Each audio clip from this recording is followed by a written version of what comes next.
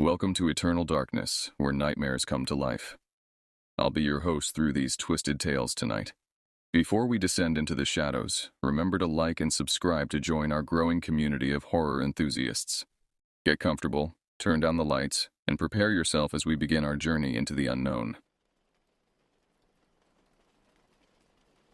The year was 2015, and the August heat hung heavy over Indiana like a wet blanket. I remember checking my gear for the third time that afternoon, making sure every hook, every lure, every flashlight battery was accounted for. My hands trembled slightly, not from fear but from anticipation. This was our tradition, mine and Michael's, along with his eldest son Jason. Michael and I had been more than friends for over a decade. We'd met at the factory where we both worked, grinding through double shifts and overtime, building a brotherhood forged in shared exhaustion and mutual respect. His family had become mine, and these fishing trips were our escape from the grinding monotony of industrial life. I was 28 then, still young enough to think I understood the world, old enough to know I needed these breaks. Jason, at 17, was counting down the days until graduation, eager to escape high school's confines. As I loaded my tackle box into my truck that afternoon, I told him what I always did: enjoy these days while you can. Adult life isn't what they promise you. The routine was always the same. I'd drive to Michael's house around 4 in the afternoon, and we'd transfer my gear to his newer, more reliable pickup. His wife Bethany would hand us a cooler packed with sandwiches and drinks, reminding us to be careful. She'd kiss Michael goodbye, ruffle Jason's hair despite his protests, and wave us off from the porch. Morgan Monroe Reservoir was our sanctuary, a place where the world's demands couldn't reach us. The 3-hour drive there was part of the ritual. Windows down, classic rock on the radio, stories from work, complaints about supervisors, plans for the future. Jason would sit between us, alternating between excitement about the trip and texting his girlfriend. The drive that day felt different somehow. The usual excitement was there, but underneath it ran a current of unease I couldn't quite identify. Maybe it was the way the clouds gathered on the horizon, dark and brooding despite the forecast calling for clear skies. Maybe it was how quiet the roads became as we left civilization behind. An hour into our journey, Michael cursed under his breath. "Forgot to stop for bait," he muttered, his knuckles white on the steering wheel. This wasn't like him. Michael was the organized one, the one who made lists and checked them twice. I could see the tension in his jaw, the way his eyes kept flicking to the mirrors as if expecting something to appear behind us. We pulled into a weathered gas station in Martinsville, its neon signs flickering weakly in the gathering dusk. The place felt abandoned despite the old man behind the counter who watched us with rheumy eyes. The bait cooler hummed loudly in the corner, and I remember how the worms seemed more active than usual, writhing desperately in their containers. "You boys heading to the reservoir?" the old man asked, his voice like gravel in a cement mixer. When Michael nodded, the man's expression darkened. "Might want to reconsider. Strange things been happening out that way." Michael laughed it off, but I noticed he bought extra ammunition for the pistol he always carried. I did the same for mine. The old man watched us leave, shaking his head slowly, and I swear I heard him mutter something about feeding time as the door closed behind us. The final stretch of road to Morgan Monroe was a winding path through dense forest. The trees pressed close on either side, their branches forming a tunnel that swallowed the dying light. Jason had gone quiet, his phone forgotten in his lap as he stared out at the darkening woods. The radio began to cut out, static replacing the music in harsh bursts that made us all jump. When we finally reached the reservoir parking area, our headlights illuminated something that made my stomach drop. A large wooden sign, freshly painted and impossible to miss. "Closed due to animal attacks. No fishing. No camping. Violators will be prosecuted." Michael killed the engine, and we sat in silence for a moment, staring at the sign. The parking area was completely empty, unusual for a Friday evening in August. The normal sounds of summer, crickets, frogs, the gentle lap of water against the shore were conspicuously absent. The silence pressed against our eardrums like a physical thing. "What do you think?" I asked, though I already knew the answer. We'd driven 3 hours. We'd been planning this for months. A sign wasn't going to stop us, especially when we were both armed. "Probably just someone's dog got loose, bit a hiker," Michael rationalized, though his voice lacked conviction. We've got protection. We'll be fine. Jason looked less certain, but teenage pride won out over caution. We unloaded our gear in the deepening twilight, each of us trying to ignore how our movements seemed too loud in the unnatural quiet. The trail down to our usual spot was a quarter-mile walk through dense woods, and I noticed how our flashlight beams seemed to be swallowed by the darkness more quickly than they should. The path was littered with debris, broken branches, displaced rocks, deep gouges in the earth that looked almost like claw marks. Michael's flashlight lingered on a tree trunk that had been stripped of bark in long vertical tiers, the exposed wood still damp with sap. The height of the damage made me pause. Whatever had done this had to be at least 7 feet tall. Our fishing spot was a small clearing on a peninsula that jutted into the reservoir. Usually it was perfect. Good tree cover behind us, clear views of the water, easy access back to the trail. Tonight it felt like we were placing ourselves in a trap. The darkness beyond our lights was absolute, and the water, usually so inviting, looked like an oil slick under the starless sky. We set up our equipment with practiced efficiency, trying to reclaim some normalcy through routine. Rods assembled, lines baited, chairs arranged in our usual semicircle. The first half hour passed without incident, and gradually we began to relax. The familiar rhythm of casting and reeling worked its magic, and soon we were talking and joking like always. Jason caught the first fish, a decent-sized bass that fought hard before he landed it. We took photos, laughed at Michael's exaggerated disappointment at being shown up by his son. For a moment it was just another fishing trip. Then Jason stood up, announcing he needed to relieve himself. I handed him a flashlight, watched him disappear into the trees. That's when we heard it. A sound that froze my blood. 3 deliberate knocks, like someone rapping on a door, but the sound was wrong, too loud, too resonant, like someone using a tree trunk as a drum. The knocks came from deeper in the woods, in the opposite direction from where Jason had gone. Michael and I exchanged glances. Probably just a woodpecker, he said. But woodpeckers don't work at night, and we both knew it. The knocks came again, this time from a different location, as if whatever was making them was moving, circling. Jason crashed back through the underbrush, his face pale in the flashlight beam. "Did you guys hear that?" he asked, his voice higher than normal. "There's something out there. Something big. I heard it moving through the trees." Before we could respond, a rock the size of a bowling ball crashed into the ground less than 10 feet from where we sat. It hit with such force that we felt the impact through our chairs. I swept my flashlight across the tree line, searching for the source, but the beam revealed nothing except shadows that seemed to shift and move of their own accord. The rock had shattered any pretense that we were dealing with a normal animal. Bears don't throw rocks.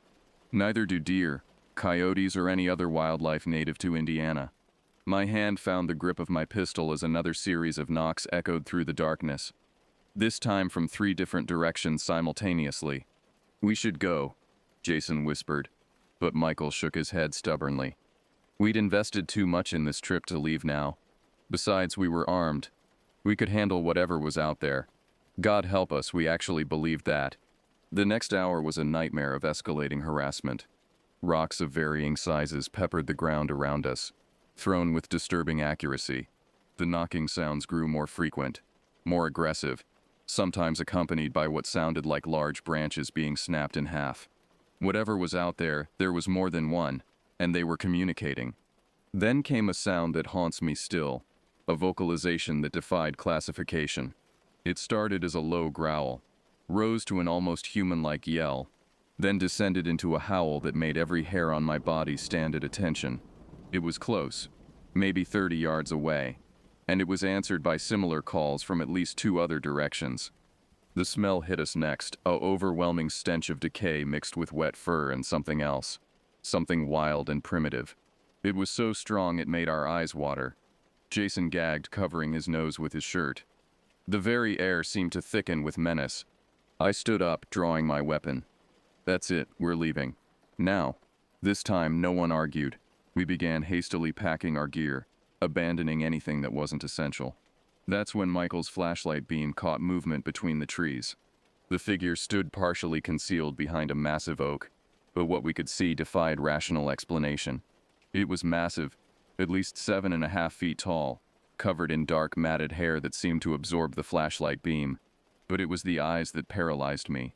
2 points of reflected light that glowed a reddish yellow filled with an intelligence that was unmistakably hostile. "Oh my God," Jason breathed, and the creature's head snapped toward the sound with inhuman speed. For a moment that lasted an eternity, we stared at each other across the darkness. Then it moved, not away from us but parallel to our position, keeping us in sight while maintaining its distance. It moved with a fluid grace that belied its size, making no sound despite the debris-strewn forest floor.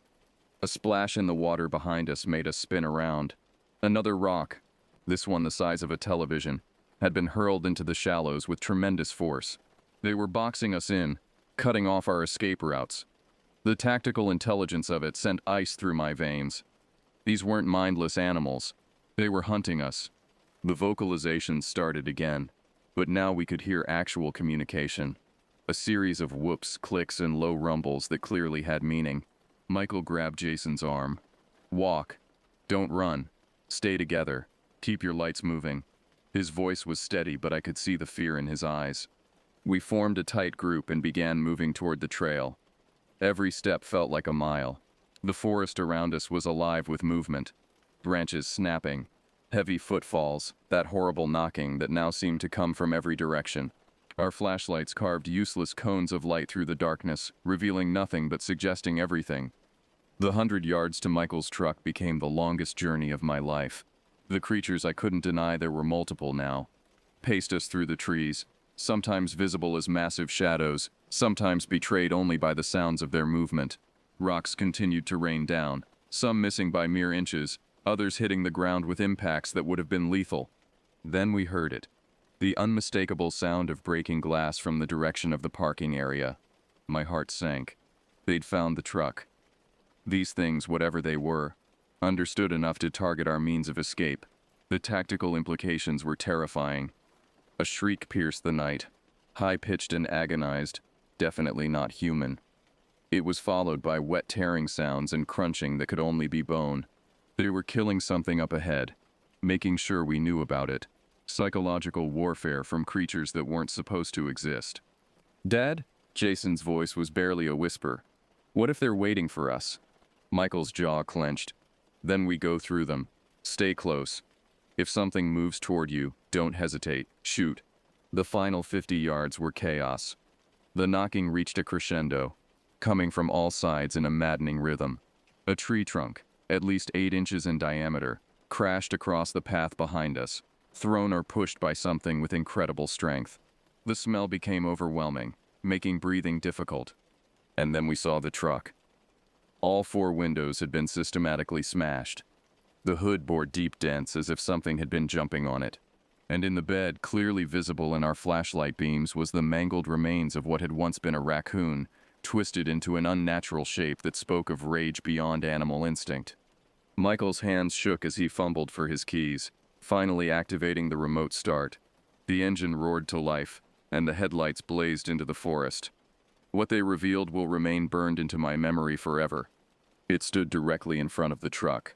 No longer hiding, no longer playing games. The creature was massive, broader than any human, covered in dark brown hair, matted with mud and debris. Its face was almost human but wrong in every way. The brow too heavy, the jaw too pronounced, the nose flat and wide. In one massive hand it held a rock the size of a microwave. But it was the expression that haunts me. This wasn't an animal acting on instinct. There was rage there, yes, but also intelligence. Calculation. It knew exactly what it was doing. It wanted us to see it, to know it was real, to understand we were only leaving because it allowed it. Michael slammed the truck into reverse as the creature took a step forward. Jason screamed. I aimed my weapon but couldn't bring myself to fire. Some primitive part of my brain knew that shooting would only make things worse. We backed up frantically, then spun the wheel and accelerated toward the exit. The massive rock hit the truck bed with a crash that lifted the rear wheels off the ground momentarily. In the side mirror, illuminated by the red glow of our taillights, I saw 3 more figures emerge from the forest, watching our retreat. The drive home was silent, except for our ragged breathing. The windows were gone, letting in the warm night air, but we were all shivering. Back at Michael's house, under the harsh fluorescent lights of his garage, we surveyed the damage. dents, scratches, the smashed windows, all evidence of our encounter. In the truck bed, along with our abandoned fishing gear, sat the massive rock that had been hurled at us as a parting gift. Bethany didn't believe us.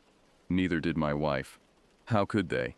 We'd encountered something that wasn't supposed to exist, something that challenged everything we thought we knew about the world.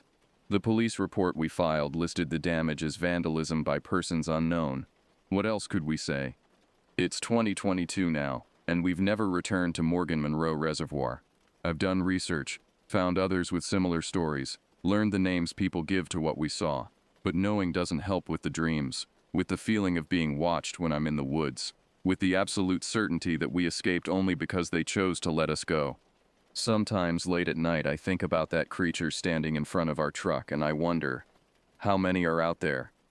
How long have they been watching us? And why on that particular night did they decide to make themselves known? What I know for certain is this. We are not alone in our forests, and what shares them with us is far more intelligent, far more dangerous, and far more hostile than we dare imagine. That sign at Morgan Monroe wasn't a warning about animal attacks. It was a boundary marker, and we crossed it. God help anyone else who does the same.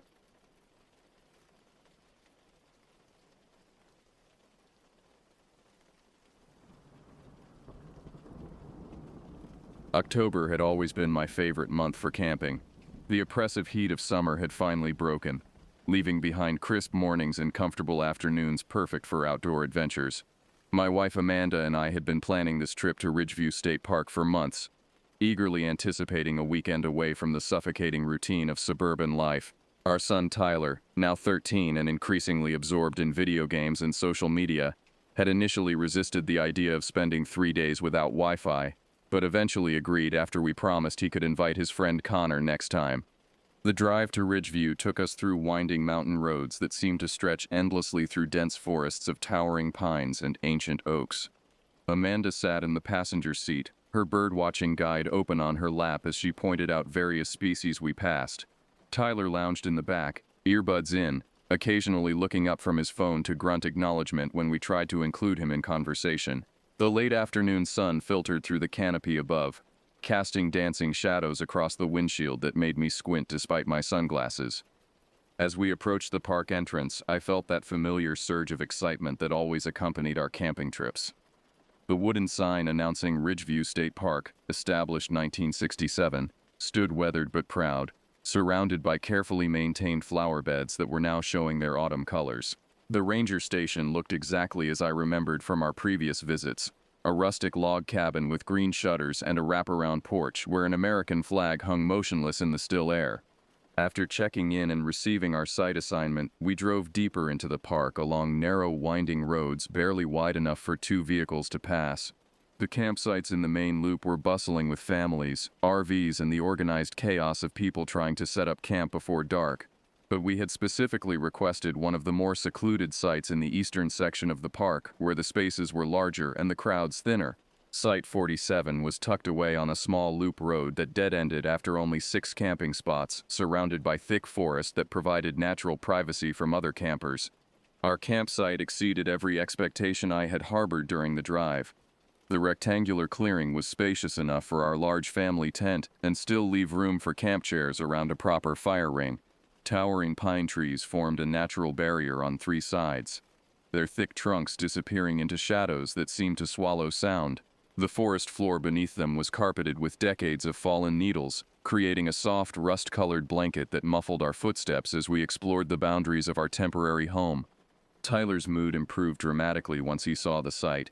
He immediately began exploring, discovering a small creek that babbled invisibly through the trees about 50 yards behind our tent area. Amanda unpacked her binoculars and started identifying bird calls echoing from deep within the woods. She claimed to hear at least 3 species of woodpeckers and what she thought might be a barred owl, though it was still too early in the evening for owl activity. Setting up camp became a well-choreographed dance we had perfected over years of family trips. I handled the tent while Amanda organized our cooking supplies, and Tyler gathered firewood from the designated area near the entrance to our loop. The tent was a spacious 4-person model that we had purchased after one too many cramped nights in smaller accommodations. As I pounded stakes into the surprisingly soft ground, I noticed how the soil seemed almost black beneath the surface layer of pine needles and decomposing leaves. The fire ring was constructed from large flat stones that showed evidence of countless previous blazes, blackened and cracked from repeated heating and cooling. As I arranged kindling and struck the first match, I felt that primal satisfaction that comes from successfully creating fire. The flames caught quickly in the dry mountain air, sending up wisps of smoke that climbed straight up through the still air, before dissipating among the pine boughs overhead. As darkness began to creep in around the edges of our clearing, the temperature dropped noticeably. We pulled on sweatshirts and gathered closer to the fire, whose dancing light now provided our only illumination beyond the weak beam of our battery-powered lantern. The sounds of the forest seemed to grow louder as night fell. Rustling leaves, distant calls of unknown animals, and the steady whisper of wind through the pine needles created a natural symphony that city dwellers like us rarely experienced. Dinner consisted of hot dogs roasted over the open flame, accompanied by baked beans heated in their can at the edge of the fire and potato chips that tasted better outdoors than they ever did at home. Tyler seemed genuinely happy for the first time all day, laughing at my attempts to perfectly brown my hot dog without letting it fall into the flames. Amanda had packed s'mores supplies, and we spent the better part of an hour perfecting our marshmallow roasting technique while debating the merits of different chocolate brands for the perfect s'more. As we ate, I began telling Tyler some of the ghost stories I remembered from my own childhood camping experiences. These weren't the sanitized tales from children's books, but genuinely unsettling stories about hikers who never returned from the trails, about campers who heard voices calling their names from deep in the woods, about mysterious lights that danced between the trees on moonless nights. Tyler hung on every word, his 13-year-old bravado warring with genuine nervousness as the stories grew progressively more frightening. The flickering firelight created an almost hypnotic atmosphere, casting our faces in alternating light and shadow while the darkness beyond our small circle seemed to grow more profound with each passing minute. When I paused between stories, the silence felt almost oppressive, broken only by the settling of logs in the fire and the distant sound of our creek flowing through the darkness. It was during one of these quiet moments that I first noticed him. Across the narrow dirt road that separated our loop from the next, perhaps 60 feet away, another campsite showed signs of occupation. A single tent, much smaller than ours, sat in the shadows at the edge of that clearing. More notably, a figure sat hunched over a struggling campfire that seemed to produce more smoke than light. From this distance and in the poor lighting, I could only make out basic details. A man, probably middle-aged, wearing what appeared to be a dark jacket or flannel shirt. What unsettled me was how completely still he sat. While we had been laughing and talking and moving around our fire, he remained motionless, a dark silhouette against his weak flames. I couldn't tell if he was looking in our direction or simply staring into his own fire, but something about his posture suggested focused attention rather than casual relaxation. "Who's that over there?" Tyler asked, having noticed my distraction. I glanced toward the other campsite, but the figure had vanished. The struggling fire still burned, casting its feeble light on an empty camp chair, but the man was nowhere to be seen. "Just another camper," I said, though my voice sounded less confident than I had intended. "Probably turned in early." Dawn arrived with a spectacular display of orange and pink light filtering through the pine canopy, accompanied by a symphony of bird calls that had Amanda reaching for her binoculars before she was fully awake. The morning air was crisp enough to make our breath visible as we emerged from the tent, but the promise of warmth radiated from the eastern horizon where the sun was painting the treetops in brilliant gold. I rekindled our fire while Amanda and Tyler prepared breakfast over the steady flames. Pancakes cooked on our camp griddle, sizzling bacon filling our clearing with the most appetizing aroma imaginable, and coffee percolating in our old-fashioned camp pot created the perfect start to what should have been an ideal day. Tyler was in excellent spirits, having apparently decided that camping wasn't entirely terrible, and Amanda had already spotted what she claimed was a rare variety of woodpecker that wasn't supposed to inhabit this particular region. We were just finishing our meal when footsteps on the gravel road announced the approach of an official visitor. The park ranger who rounded the bend in the road looked exactly like Central Casting would have ordered for the role, probably in his late 50s, weather-beaten face dominated by an impressive gray mustache, wearing the standard-issue green uniform and wide-brimmed hat. His name tag identified him as Ranger Morrison. "Morning, folks," he called out as he approached our campsite. his voice carrying the slightly hoarse quality of someone who spent most of his time outdoors. "Welcome to Ridgeview. Having a good stay so far?" We assured him that we were thoroughly enjoying ourselves, and he seemed genuinely pleased to hear it. Morrison explained that he made regular rounds through the more isolated camping areas, partly to check on visitors and partly to remind them about proper food storage and campfire safety protocols. "We've had some increased bear activity this season," he told us, his expression growing more serious. "Nothing dangerous, mind you, but they've been bolder than usual about investigating campsites. Make sure all your food goes in the bear box every night. And I mean everything that has a scent. Toothpaste, soap, anything." We showed him our bear-proof container and assured him we were experienced campers who knew the drill. Morrison nodded approvingly, but then his expression shifted slightly as he glanced toward the campsite across the road. "You folks have any interaction with the gentleman over there?" he asked, gesturing toward the other site. I looked in that direction and was surprised to see the camp appeared deserted. The small tent was still there, and the fire ring showed evidence of recent use, but no vehicle was visible and no signs of current occupation. "We saw someone there last night," Amanda said, "but we haven't really talked to him." Morrison's mustache twitched slightly, and he seemed to consider his words carefully before speaking. "Well, if he comes back and gives you any trouble, you just let me know. We've had a few complaints about someone matching his description. Nothing serious enough for law enforcement, but enough to keep an eye on things." The way he said it made my stomach tighten with the first real sense of unease since we'd arrived. "What kind of complaints?" "Oh, probably nothing to worry about," Morrison said quickly, but his eyes suggested otherwise. "Just some reports about someone bothering other campers, staring, getting too close to people's sites without invitation. Like I said, nothing criminal, but we like to keep things peaceful here." After Morrison left, continuing his rounds deeper into the forest, the three of us cleaned up breakfast in relative silence. Tyler seemed oblivious to any tension, but I caught Amanda glancing frequently toward the empty campsite across the road. The morning sun had climbed higher, burning off the chill and promising a beautiful day, but Morrison's warning had introduced a discordant note that I couldn't shake.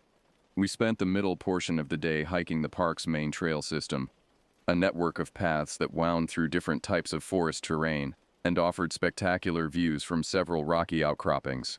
Amanda was in her element, spotting and photographing numerous bird species while Tyler grudgingly admitted that some of the views were pretty cool.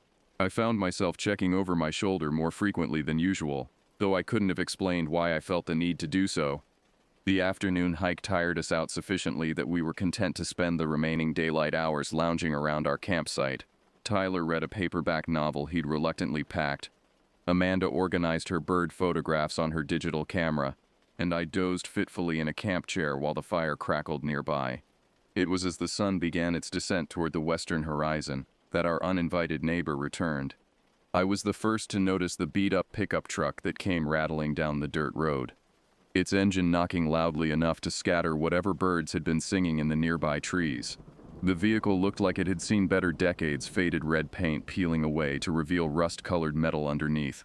One headlight cracked and held together with duct tape, and a passenger side door that didn't quite close properly.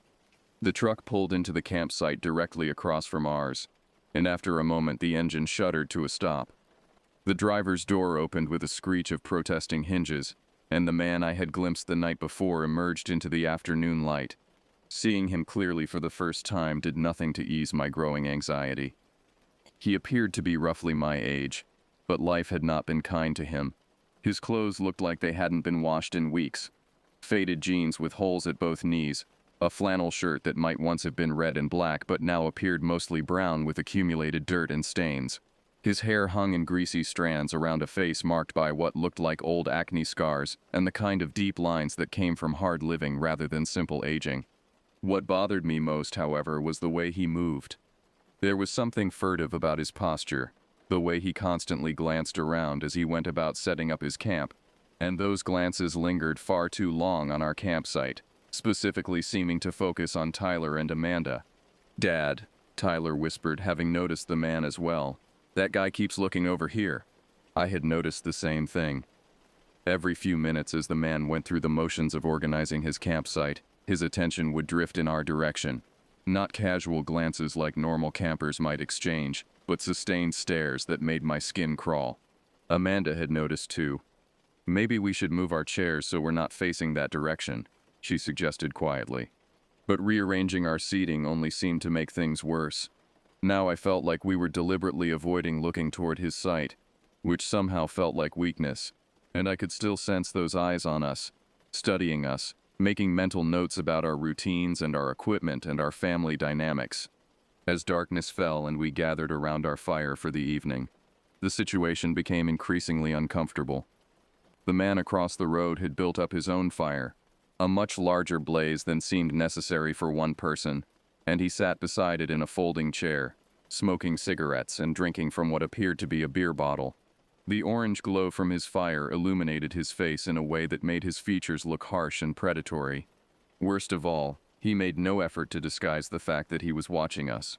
When I looked directly at him, he didn't look away, or wave, or give any acknowledgement of normal social interaction. He simply stared back with an intensity that made me deeply uncomfortable. By 10 o'clock, I had made the decision that we should retire to our tent earlier than usual. The constant sensation of being watched had killed any enjoyment of our campfire, and both Amanda and Tyler seemed relieved when I suggested we call it a night. As we banked the fire and secured our food in the bear box, I made sure to keep my body between Tyler and the other campsite, though I tried to do so subtly enough that my son wouldn't realize I was deliberately shielding him. The interior of our tent felt almost luxuriously private after hours of unwanted observation. We changed into sleep clothes by the light of a small battery-powered lantern, and for the first time since afternoon I began to relax. The tent was spacious enough that we weren't cramped, and the familiar sounds of Amanda and Tyler settling in for sleep were comforting and normal. I must have drifted off, because I was awakened by a sound that didn't belong. My eyes opened in the complete darkness of the tent, my body instantly alert though my mind took a moment to catch up. Outside, something was moving through our campsite. Footsteps that were trying to be quiet but weren't quite succeeding. The soft crunch of pine needles and occasional snap of a twig betrayed the presence of someone moving deliberately through the darkness beyond our tent walls. My heart began hammering as I lay perfectly still, straining to identify what I was hearing. Next to me, Amanda and Tyler remained fast asleep, their steady breathing indicating they hadn't been disturbed. The footsteps continued, seeming to circle our tent at a distance of perhaps 10 or 15 feet. Whoever was out there was taking their time, moving slowly and methodically around the perimeter of our campsite. The rational part of my mind tried to offer innocent explanations. Maybe someone was looking for the bathroom facilities and had gotten disoriented in the darkness. Maybe another camper's dog had gotten loose and was exploring, but my gut instincts were screaming that this was something else entirely, something threatening and deliberate. The footsteps stopped directly behind our tent, where the head of our sleeping bags were positioned. Through the thin nylon wall I could hear breathing, slow, measured breaths that suggested someone standing very close, listening to the sounds from inside our shelter. My hand slowly reached for the flashlight I always kept beside my sleeping bag, my fingers closing around its familiar weight. The breathing continued, sometimes seeming to move slightly as if the person was shifting position, but always remaining just outside the tent wall behind us. Then I heard something that made my blood freeze, the distinctive sound of our tent's zipper being slowly, carefully pulled down. Someone was opening our tent. The zipper moved perhaps 6 inches before I could force my paralyzed body to react. I switched on the flashlight and spun around, the beam immediately illuminating the partially open tent flap and the face of the man from across the road.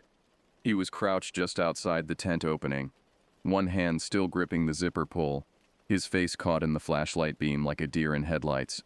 For just a moment we stared at each other in mutual shock, him surprised at being discovered, me horrified at finding my worst fears confirmed. His face in the harsh LED light looked even more disturbing than it had by firelight.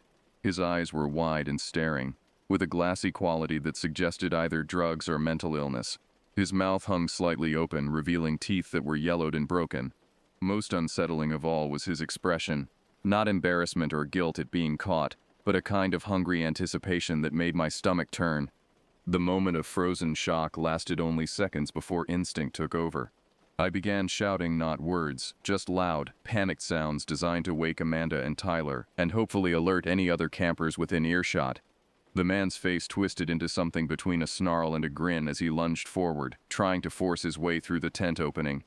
I kicked at him frantically, my bare foot connecting with his shoulder and knocking him slightly off balance. Amanda was awake instantly, her training as a mother making her immediately grab Tyler and push him toward the opposite side of the tent. Tyler was slower to wake, confusion and sleep making him unsteady as Amanda hauled him toward what she hoped was safety. "Get out! Get out!"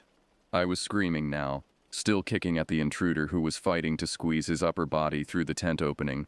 My second kick caught him in the face, and I felt his nose give way with a wet cracking sound that was both satisfying and nauseating. The man cried out in pain and anger, blood immediately streaming from his broken nose. But instead of retreating, he seemed to become more determined.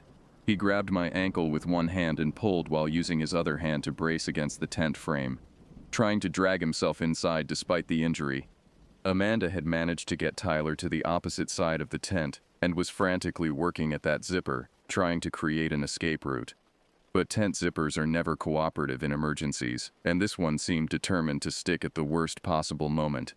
I twisted around in my sleeping bag, the fabric restricting my movement and making it difficult to generate enough force with my kicks. The intruder was making progress, now having most of his torso inside our shelter, his blood dripping onto Tyler's abandoned sleeping bag. "I can't get it open," Amanda shouted, her voice edged with panic as she fought with the zipper. Desperate, I managed to free myself from my sleeping bag and grab the camp knife I had packed for food preparation. It wasn't much, just a 4-inch blade designed for cutting rope and opening cans. But it was better than nothing. The sight of the weapon seemed to give the man pause, his wild eyes focusing on the small blade with what might have been calculation rather than fear.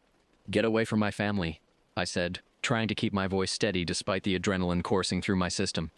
The man's response was to laugh, a sound so inappropriate and unsettling that it was almost worse than if he had screamed or cursed.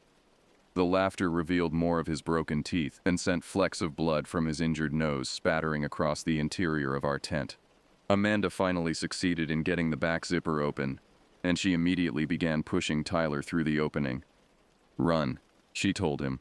"Run to the other campers and get help." Tyler's disappearance through the back of the tent seemed to break whatever strange spell had kept the intruder focused on getting inside. His head snapped toward the sound of my son crashing through the underbrush, and for a moment I feared he might abandon his attack on me to pursue a more vulnerable target. That moment of divided attention gave me the opportunity I needed.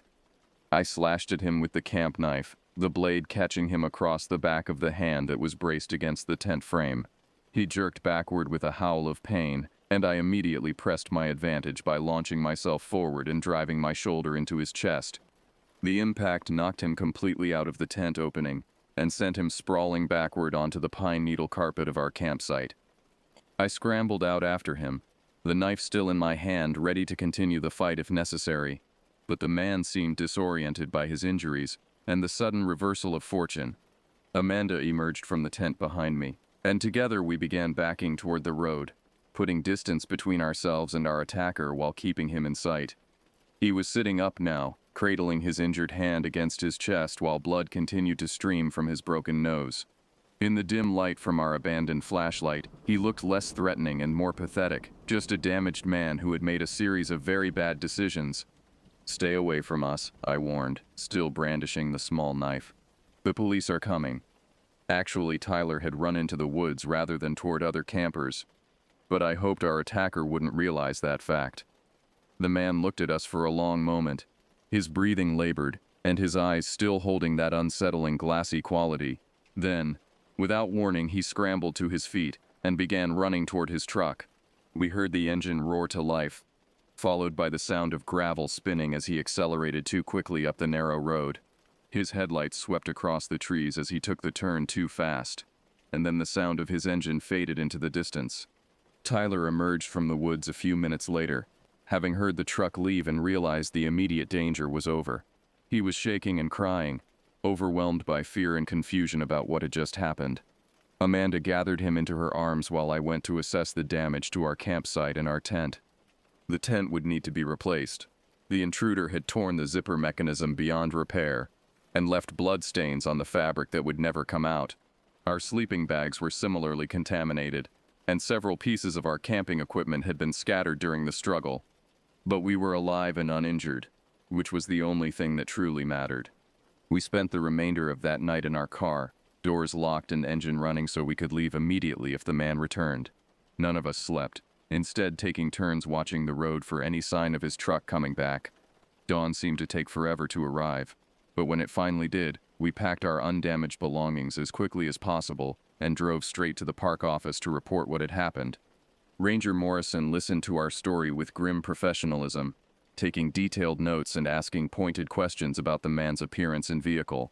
He explained that similar incidents had been reported at 2 other campgrounds in the region over the past month, but the perpetrator had never been caught.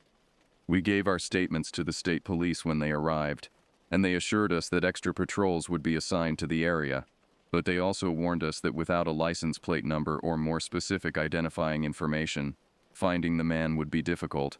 We drove home that afternoon, our planned 3-day trip cut short by violence and fear. Tyler didn't speak much during the drive, and when he did, it was to ask questions I couldn't answer. Why had the man wanted to hurt us? What would have happened if I hadn't woken up? Would he come looking for us at home? The incident changed something fundamental in our family's relationship with the outdoors. Amanda developed an anxiety about sleeping in tents that took years to overcome.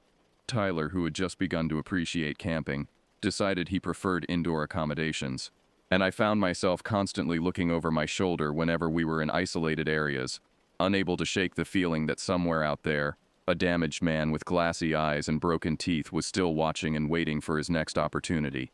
We never found out who he was, or whether he was eventually caught. The police followed up with us a few times over the following months, but they never had any concrete leads to pursue.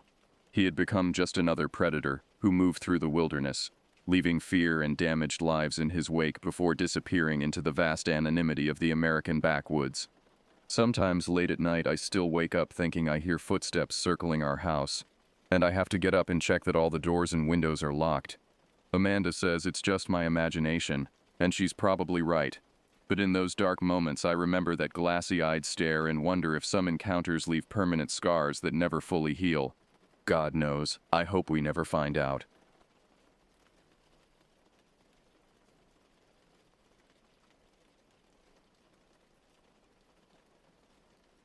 My name is Ronald Hall. I've been a ranger with the National Park Service for almost 15 years now. But my story, and my love affair with Yellowstone, started long before I put on the uniform. I grew up in a small town in Montana, just north of Yellowstone. As a kid, the park was my playground, my classroom, and my first love. I can still remember the first time my dad took me to see Old Faithful. I was maybe 7 or 8, all gangly limbs and wide-eyed wonder. We stood there in the crowd, waiting, and I remember thinking it was all a big joke. How could water just shoot out of the ground like that? And then it happened. The geyser erupted, a towering column of steam and water that seemed to touch the sky. I was awestruck. In that moment, I knew that Yellowstone was something special, something magical. As I grew older, my fascination with the park only deepened. Every chance I got, I was there, hiking the trails, watching the wildlife, learning the rhythms of the land. By the time I was in high school, I knew every inch of the park that was open to the public, and quite a few that weren't. I went away to college, studied environmental science, always with the goal of coming back to Yellowstone. But life has a way of taking unexpected turns. I ended up in the corporate world, working for a big energy company. Good money, but it never sat right with me. Every time I had to write a report justifying some new drilling project, I felt like I was betraying that wide-eyed kid who'd fallen in love with Old Faithful. It took me 30 years to find my way back.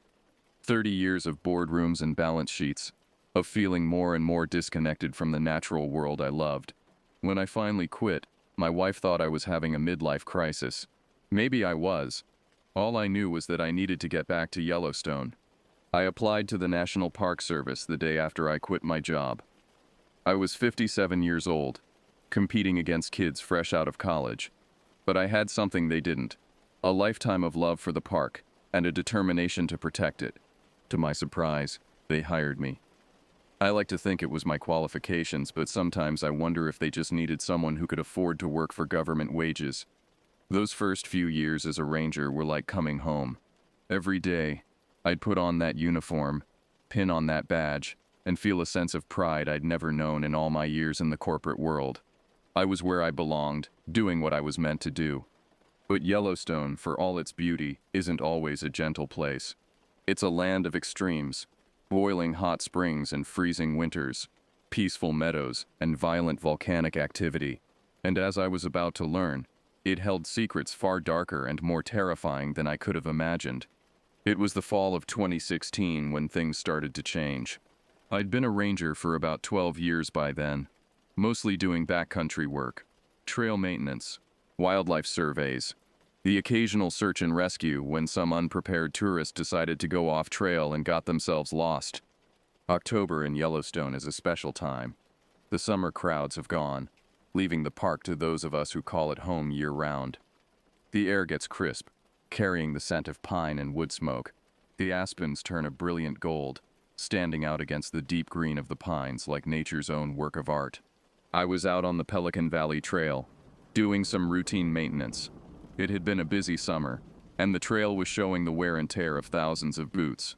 I was hauling fallen timber, clearing the path, enjoying the quiet. That's one of the things I love most about the backcountry, the silence. Not complete silence, mind you. There's always something if you listen close enough. The whisper of wind through the trees, the distant call of an elk, the scurrying of small creatures in the underbrush. But it's a different kind of quiet than you get in the city. It's a living quiet, if that makes any sense. I'd been working for a few hours when I smelled it. At first I thought it was just the usual forest smell, decaying leaves, damp earth. But there was something else underneath, something wrong. It was a sickly sweet smell, like meat left out in the sun too long. I followed the smell, my heart starting to race. In the back of my mind, I was thinking it was probably just a dead animal, maybe a deer or an elk that had been taken down by a predator. But as I got closer, that rational part of my brain started to quiet down, replaced by a growing sense of dread. I found him in a small clearing, near a stand of aspens. What was left of him, anyway? The body was, well, it's hard to describe without turning your stomach. The clothes were in shreds, barely recognizable as clothing at all. What the scavengers hadn't gotten to was twisted and mangled in a way that made my blood run cold. Now I've seen my share of animal attacks over the years. Bears, mountain lions, even the occasional wolf. This wasn't like any of those. The bones were gnawed on, sure, but the marks were all wrong. Too precise in some places, too savage in others. And the way the body was positioned, it was like whatever had done this had been playing with its food. I radioed it in, trying to keep my voice steady. I expected they'd send out a wildlife biologist, maybe one of the bear management team. What I didn't expect was the response I got. Ranger Hall, secure the area. Do not approach the remains. Wait for the response team. Over. The voice on the other end was tense, clipped. Not the usual easygoing tone of our dispatch. I tried to get more information, but all I got was a repeated order to stay put and wait for the team. They arrived about an hour later. 3 men in unmarked black SUVs. They weren't Park Service, that much was clear. They moved with a kind of practiced efficiency that spoke of military or law enforcement background. One of them, a tall, lean man with close-cropped gray hair, approached me while the others secured the scene. "Ranger Hall?" he asked, his voice gruff. I nodded. "I'm Agent Hawkins. We'll take it from here. I need you to forget what you saw here today. Understood?" I started to protest. This was my park, after all. I had a right to know what was going on, but something in Hawkins' eyes stopped me. There was a hardness there, yes, but also something else. Fear? Surely not. What could make a man like that afraid? "Understood," I said, the word tasting bitter in my mouth. As I turned to leave, Hawkins called out to me. "Ranger Hall? Keep your eyes open out there, and if you see anything unusual, you call it in immediately. Do not engage. Do you understand?" I nodded again, a chill running down my spine that had nothing to do with the autumn air. As I made my way back to my patrol vehicle, I couldn't shake the feeling that something had changed. The forest, which had always been a place of wonder and beauty to me, suddenly felt oppressive, threatening. Every shadow seemed to hide some nameless threat, every rustle in the undergrowth a potential danger. I didn't sleep well that night, or for many nights after. In my dreams, I saw those mangled remains, heard the crunch of bones, smelled that sickly sweet odor, and always there was a presence in the darkness, watching, waiting. Little did I know, this was just the beginning. The true horrors that Yellowstone held were yet to reveal themselves. In the days following the discovery, an uneasy quiet settled over the ranger station. It was as if everyone was holding their breath, waiting for the other shoe to drop. The official story was that the body I'd found was the result of a bear attack, but none of us who worked the backcountry were buying it. Jenna, my usual patrol partner, cornered me in the break room about a week after the incident. She was a tough cookie, Jenna. Ex-military, been with the Park Service for over a decade. Not the type to scare easy. "Ron," she said, her voice low, "what really happened out there?" I glanced around, making sure we were alone. "I told you, Jen. Bear attack," she snorted, clearly not buying it. "Cut the crap, Ron. I've seen bear attacks. That report you filed? That wasn't no bear." I sighed, feeling the weight of the secret pressing down on me. "I don't know what it was, Jen, but you're right. It wasn't a bear." I told her everything. The strange marks on the bones, the way the body had been arranged, the men in black SUVs. As I spoke, I watched the color drain from her face. "Jesus, Ron," she whispered when I'd finished. "What the hell is going on in this park?" I shook my head.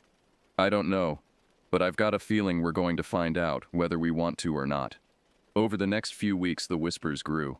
Other rangers reported strange sightings, unusual tracks that didn't match any known animal, eerie howls in the night that sent chills down the spines of even the most experienced backcountry guides, and always, that lingering sense of being watched. The tourists, of course, noticed nothing.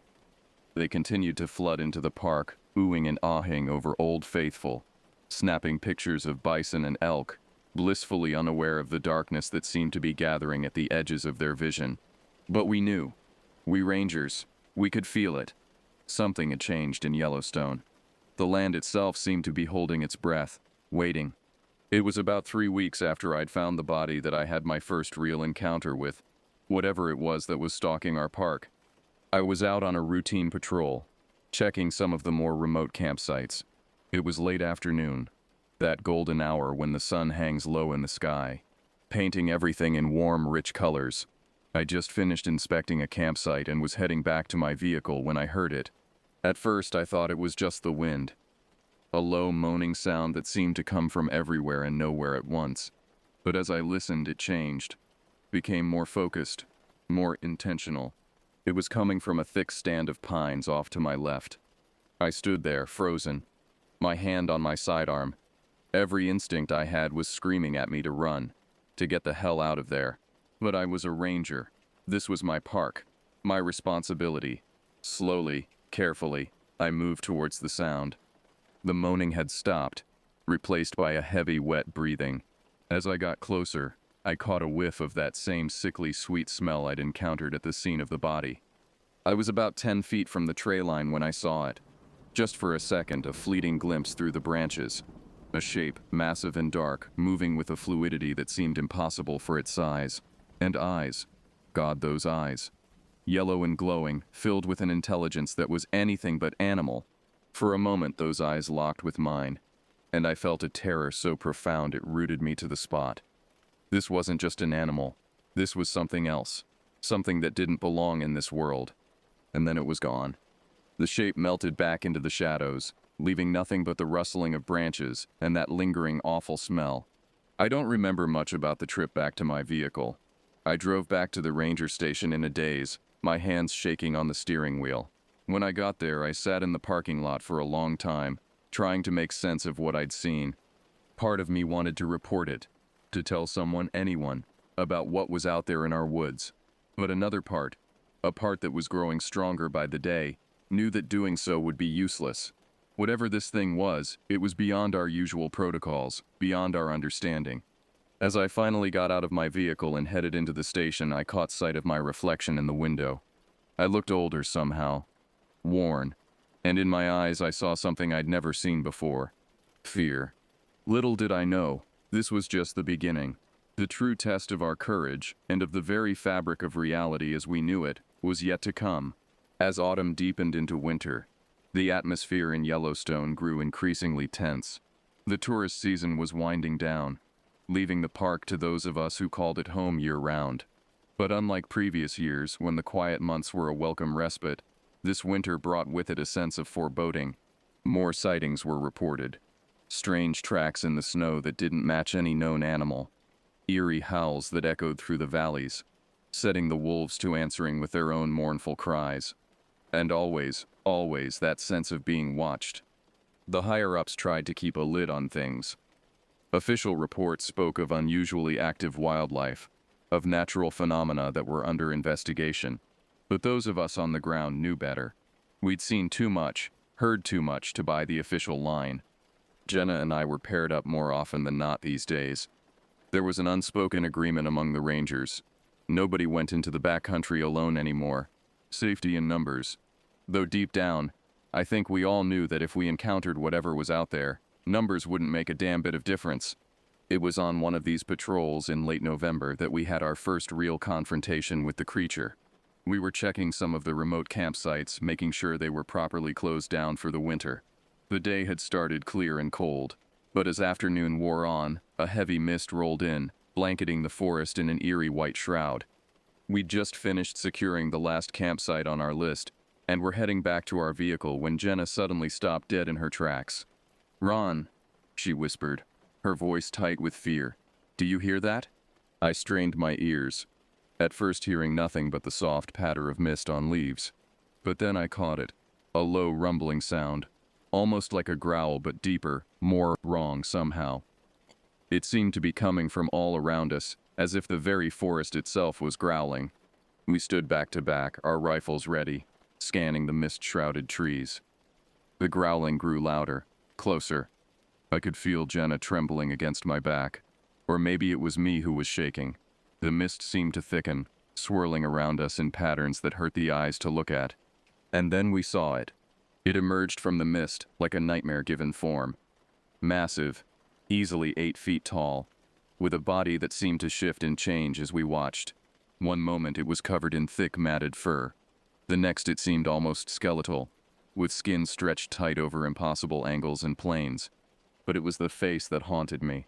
That face that wasn't a face at all, but a twisted parody of one. Eyes that glowed with an unholy yellow light. A mouth that was too wide, filled with teeth that were too sharp, too numerous. For a moment that stretched into eternity, we stood there, frozen. The creature regarded us with those burning eyes, and I felt the weight of an intelligence that was utterly alien, utterly hostile to everything we were. Then Jenna fired. The sound of the rifle was deafening in the mist-muffled forest. The creature staggered back, black ichor spurting from a wound in its chest. But instead of falling, it roared, a sound that shook the trees and sent birds scattering in panic. We both opened fire then, our training taking over. Bullet after bullet slammed into the creature, each one drawing more of that black, oily blood. But it kept coming, its form seeming to flow around the wounds, healing even as we inflicted them. It was almost upon us when I heard the thunder of more gunfire. A group of figures burst from the mist. Other rangers, drawn by the sound of our shots. The creature, faced with this new threat, let out one final, earth-shaking roar before melting back into the mist. We stood there panting, our ears ringing from the gunfire. The other rangers approached cautiously, their eyes wide with shock and disbelief.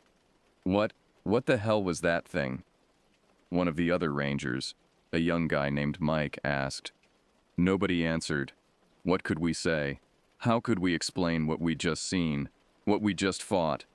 In the days that followed, the park went into lockdown. The few remaining tourists were quietly but firmly escorted out, citing environmental hazards.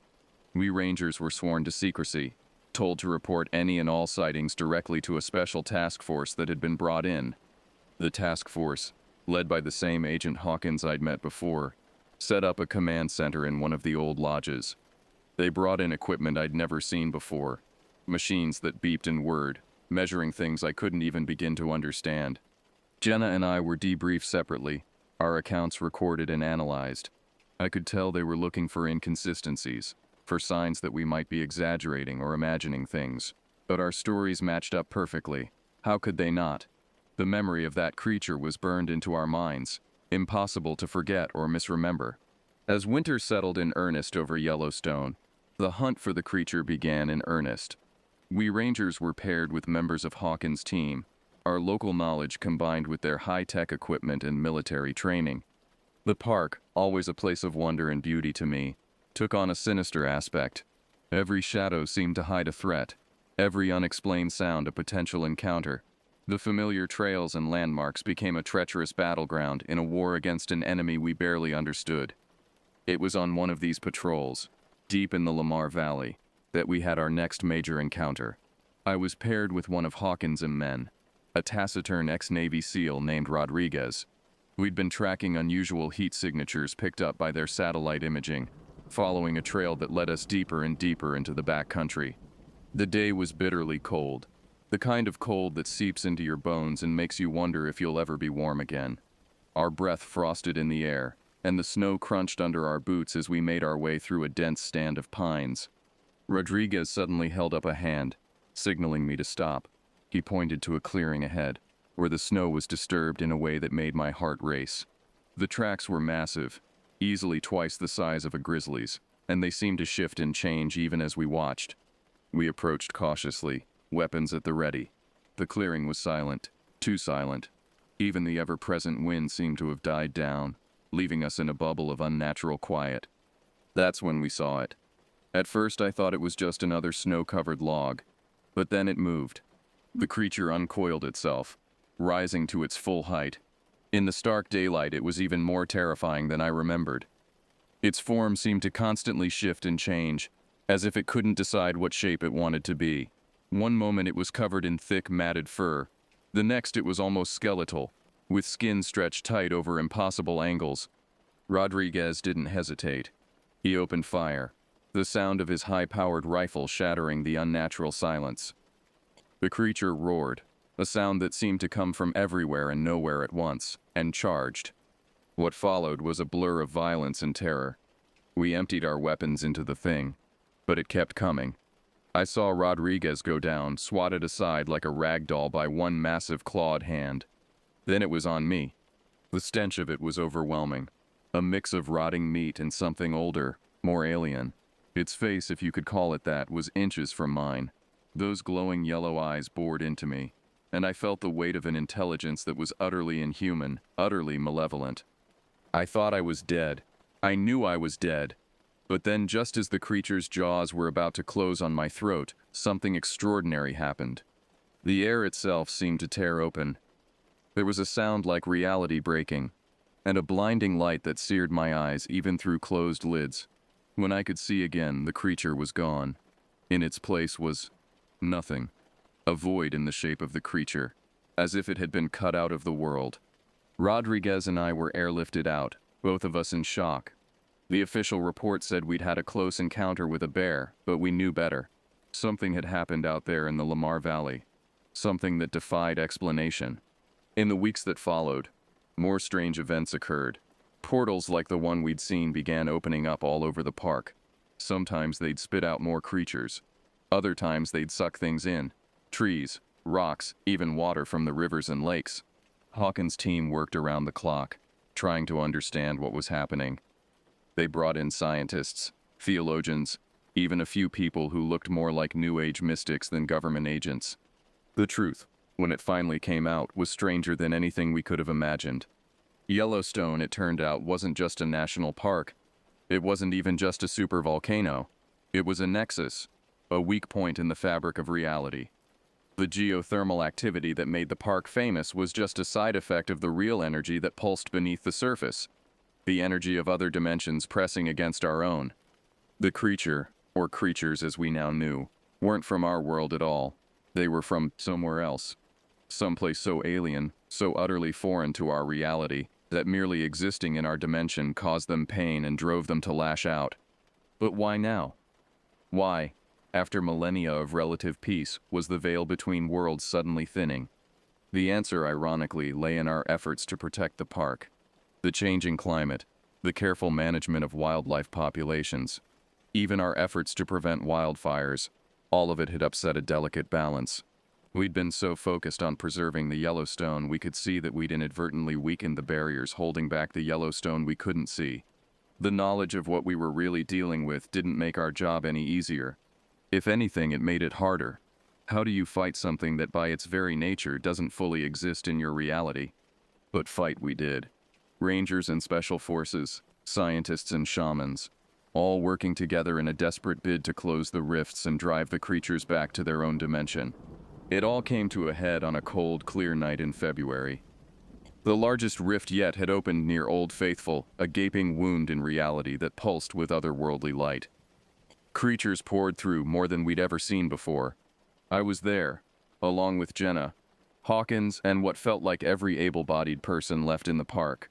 We had weapons blessed by priests, coated in mixtures concocted by scientists, imbued with energies by the New Age mystics.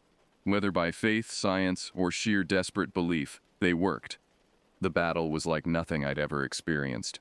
Reality itself seemed to warp and bend around us. I saw things that night that my mind still shies away from, horrors that defy description. But we held the line. Inch by bloody inch, we drove them back. And then, just when it seemed we might be overwhelmed, Old Faithful erupted. But it wasn't water that shot into the sky. It was light, pure and blinding.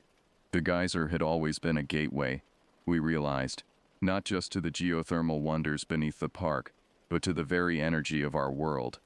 The light engulfed everything. I heard the creatures shriek, their cries fading as they were driven back through the rift. And then, with a sound like 1,000 thunderclaps, the rift slammed shut. In the aftermath, as we tended to our wounded and tried to make sense of what had happened, I looked out over the park. Steam rose from the ground. The trees stood silent under their blanket of snow, and in the distance, a herd of bison grazed peacefully, as if nothing had happened. Yellowstone had protected itself, I realized. It had used us, all of us, as instruments to restore the balance. We hadn't saved the park. The park had saved itself. Years have passed since that night. Yellowstone remains open to the public, its wonders still drawing millions of visitors each year. To most, it's just a beautiful national park, a place of geysers and wildlife and stunning vistas. But for those of us who know the truth, it's so much more. It's a boundary between worlds, a place where reality is thin and magic, for lack of a better word, is real. I'm retired now, but I still live near the park. Sometimes, on quiet nights, I drive up to one of the overlooks and just sit, watching the land I've come to know so well. And sometimes, if the light is just right, I think I can see something. A shimmer in the air, a hint of other worlds pressing close.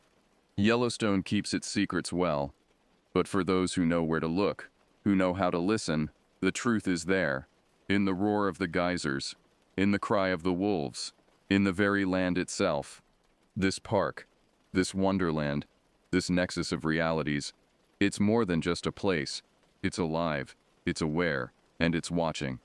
So if you visit Yellowstone, enjoy its beauty, marvel at its wonders. But remember, you're not just in a national park. You're standing on the border between worlds. And sometimes, just sometimes, the border looks back.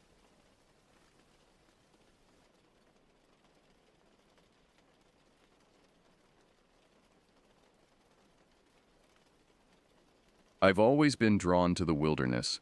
There's something about the vastness of untamed nature that speaks to a primal part of my soul. So when my friend Jake suggested a week-long camping trip in the Navajo Nation's backcountry, I jumped at the chance. We'd been planning this trip for months, poring over maps and trail guides, carefully selecting our gear. Jake and I had been friends since college, bonding over our shared love of the outdoors. He was the more experienced hiker between us, having spent summers working as a park ranger. I trusted his judgment implicitly when it came to the wilderness. As we drove towards our destination, the landscape gradually transformed. The familiar cityscape gave way to rolling hills, then rugged mountains. The roads became narrower, less maintained. Cell phone reception flickered and died. "This is it," Jake said, a grin spreading across his face as he pulled off onto a dirt road. "From here on out, it's just us and nature." I felt a mix of excitement and trepidation as we bumped along the rutted path. The sun was starting to set, painting the sky in brilliant oranges and purples. In the fading light, The Joshua trees cast strange, twisted shadows. We arrived at our starting point, just as true darkness fell. The stars were incredible out here, far from any light pollution. As we set up our tent, I couldn't shake the feeling that we were being watched. I chalked it up to city dweller nerves, and tried to focus on the excitement of our adventure. If only I'd known then what lurked in the darkness beyond our campfire's glow. If only I'd heeded that first prickle of unease. But I pushed my concerns aside, eager to start our journey into the heart of the wilderness. As we settled into our sleeping bags that night, the coyotes began to howl. Their eerie cries echoed across the desert, sending a shiver down my spine. Little did I know, those howls were a warning of the horrors that awaited us in the days to come. We set out at dawn, the air crisp and cool. Our packs were heavy with supplies, but our spirits were high. The trail started off easy enough, winding through stands of pinyon pines and juniper. As we climbed higher into the mountains, the vegetation changed, becoming sparser and more rugged. Jake led the way, setting a brisk pace. I found myself struggling to keep up, unused to the altitude and the weight of my pack. By midday, my legs were burning, and I was grateful when Jake called for a break. We paused at the edge of a steep ravine, the ground falling away dramatically on one side. As we munched on trail mix and beef jerky, I gazed out at the vista before us. Miles of untouched wilderness stretched to the horizon, a patchwork of mesas, canyons, and scrubland. "Beautiful, isn't it?" Jake said, following my gaze. "But we need to be careful out here. This land has a way of swallowing people up." I laughed nervously. "What do you mean?" Jake's expression grew serious. "People go missing in these parts all the time. Hikers, campers, sometimes they're never found. The locals have all sorts of stories about why." A chill ran down my spine despite the midday heat. "What kind of stories?" Jake hesitated, then shook his head. "Never mind. It's just superstition. We'll be fine as long as we stick together and follow the trail." We resumed our hike, but Jake's words had planted a seed of unease in my mind. As we pushed deeper into the wilderness, I couldn't shake the feeling that we were trespassing in a place where humans didn't belong.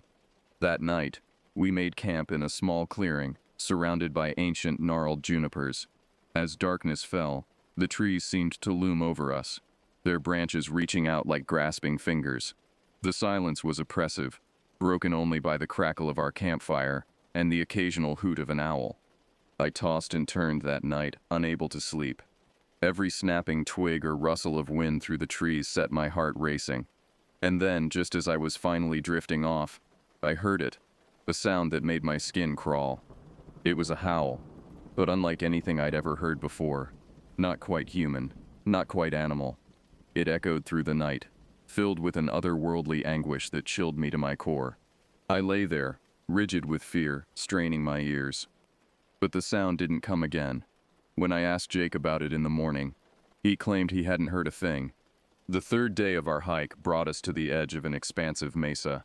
The trail narrowed, hugging the cliff face with a sheer drop-off to our right. My palms were sweaty as I gripped the straps of my backpack, careful not to look down at the dizzying height. As we inched along the precarious path, the wind picked up, whistling through the rocks. At first, I thought it was just my imagination, but as we progressed, I could have sworn I heard whispers carried on the breeze, snatches of words in a language I didn't understand, urgent and insistent. "Jake," I called out, my voice tight with tension. "Do you hear that?"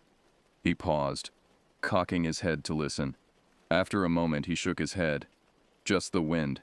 This place can play tricks on your mind if you let it." I nodded, trying to convince myself he was right, but the whispers persisted, growing louder as we continued along the trail. They seemed to be warning us, urging us to turn back. I wanted to tell Jake we should heed their advice, but I was afraid he'd think I was losing it. As the sun began to set, we finally reached a suitable camping spot. While Jake set up the tent, I gathered firewood. The forest around us was dense and old, the trees twisted into strange shapes by centuries of wind and weather. As I bent to pick up a fallen branch, something caught my eye. Carved into the trunk of a nearby tree was a symbol, a crude stick figure with exaggerated limbs and an elongated head. It looked ancient, the edges of the carving weathered and indistinct. A wave of dread washed over me. I'd seen this symbol before, in books about Native American folklore. It was associated with skinwalkers, shape-shifting witches of Navajo legend, capable of transforming into animals and stealing the faces of their victims. I stumbled back to our campsite, my arms empty of firewood. Jake looked up from the tent, his brow furrowing with concern. "What's wrong? You look like you've seen a ghost." I opened my mouth to tell him about the carving, but something stopped me. Maybe it was nothing. Maybe I was letting my imagination run wild. Instead, I mumbled something about being tired and retreated to the tent. That night, the whispers returned, no longer confined to the wind. They seemed to come from just outside the thin fabric of our tent, a cacophony of urgent, unintelligible voices. I lay awake, every muscle tense, listening to Jake's steady breathing beside me and wondering how he could sleep through the noise. As dawn broke, I finally drifted into a fitful sleep. My dreams were filled with shadowy figures that shifted and changed, always just out of sight. When I woke, I felt more exhausted than when I'd gone to sleep. Jake was already up, boiling water for coffee. He took one look at me and frowned. "Rough night?" I nodded, unsure how to explain what I'd experienced. As I sipped the strong, bitter coffee, I debated whether to tell him about the whispers, about the carving. But in the light of day, it all seemed so implausible. I decided to keep my fears to myself, hoping they would fade as we continued our journey. Little did I know, the true horrors were yet to come. Our fourth day of hiking brought us to a site that made my skin crawl. An abandoned Navajo village nestled in a secluded valley. The cluster of traditional hogans stood silent and empty, their once sturdy walls now crumbling.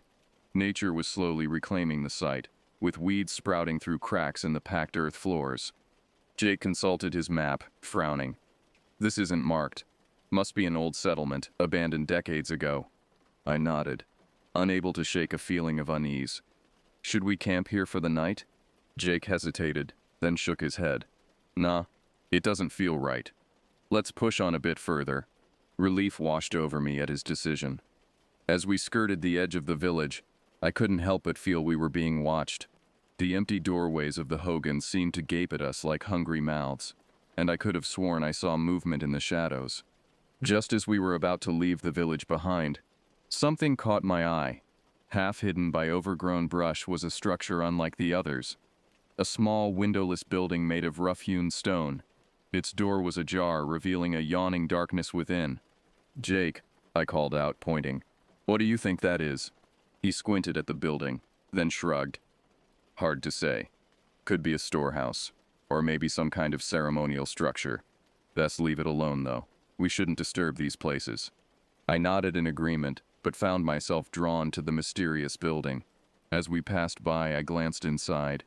The interior was too dark to make out clearly, but I caught a glimpse of something that made my heart skip a beat. Rows of shelves lined with jars, their contents hidden in the gloom.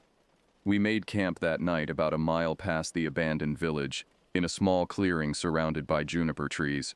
As darkness fell, an oppressive silence settled over us. No crickets chirped, no nocturnal animals rustled in the underbrush. It was as if all life had fled the area. I tossed and turned that night, unable to shake the image of those mysterious jars from my mind. In my fitful dreams, I saw them clearly, filled with swirling mists that coalesced into faces. Mouths opened in silent screams. I woke with a start in the pre-dawn gloom, heart pounding. For a moment I could have sworn I saw a figure standing at the edge of our campsite, tall and gaunt, with antlers sprouting from its head. But when I blinked, it was gone. As we packed up camp that morning, neither of us spoke much. The weight of the previous day's discovery hung heavy between us. Little did we know, our encounter with the abandoned village was just the beginning of the horrors that awaited us. On the fifth day of our hike, the weather took a turn for the worse. Dark clouds rolled in from the west, bringing with them a biting wind that cut through our layers of clothing. Jake studied the sky with a frown, his usual easygoing demeanor replaced by concern. "We need to find shelter," he said, raising his voice to be heard over the rising wind. "This storm looks bad." We quickened our pace, searching for any natural formation that might offer protection from the elements.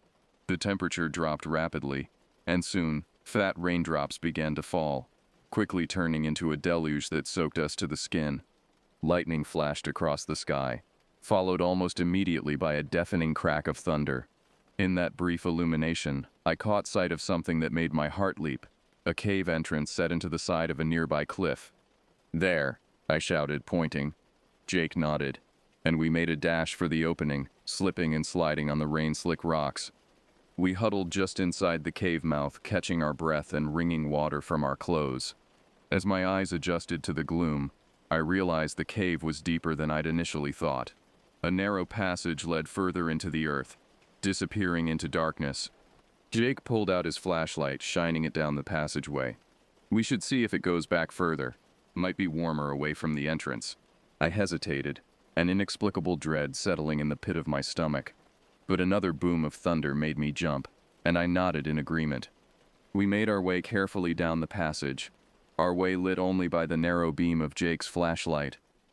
The air grew noticeably warmer as we progressed, and I caught a whiff of something acrid and unpleasant, like burning hair mixed with rotting meat.